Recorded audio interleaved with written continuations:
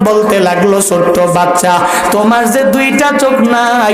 সাংবাদিক বলতে লাগলো, দুইটা চোখ কি তুমি আমার মাওলার কাছে চাও নেও না? ওই মুনাজাতের মধ্যে কি তুমি আমার মাওলার কাছে বলো না, আল্লাহ দুইটা চোখ তুমি আমারে ফিরে দাও?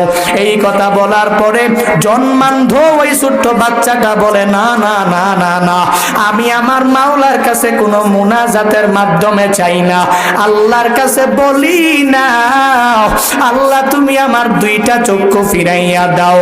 বলে, লিমাজা, কেন তুমি চাও না? কারণটা কি? বরং দুনিয়াতে যার কিছু নাই সে তো মাওলার কাছে চায়।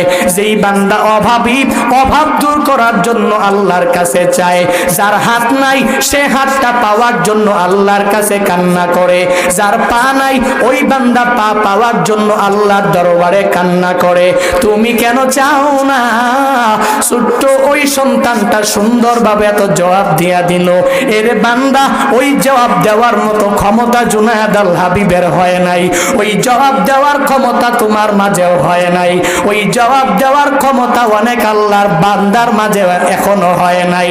ওই জন্মান্ধ লোকটা বলে, সাংবাদিক তোমরা যে বলো আমি আমার মাওলার কাছে দুইটা চক্ষু চাওয়ার জন্য, আমি চাই নাই কেন জানো না? ওই কিয়ামতের ময়দানে মাওলার বিচারের কাঠগড়ায় যখন আমি দাঁড়ায়া যাব, আল্লাহর সামনে আমি যখন নত জানু হয়ে বসে যাব, ওই সময় আল্লাহ আমাকে বলবে, এরে জন্মান্ধ, ওই দুনিয়াতে তুই কি এমন আমল করে আমার কাছে এসেছো বলো না? তখন তো আমি মাওলার কাছে কোনো আমলের কথা বলতে পারবো না। আল্লাহকে বলবো, হে মালিক, দুনিয়াতে তুমি আমারে দুইটা চক্ষু দেও নাই, তুমি আমারে জন্মান্ধ বানিয়েছো। আল্লাহ তোমার কাছে আমি দুইটা চক্ষু কখনো চাই নাই। আল্লাহ এই উসিলায় কি তোমার এই বান্দাকে জান্নাতের মধ্যে দেওয়া যায় না? এই উসিলায় কি তোমার এই বান্দাকে জাহান্নাম থেকে বাঁচাইয়া দেওয়া যায় না?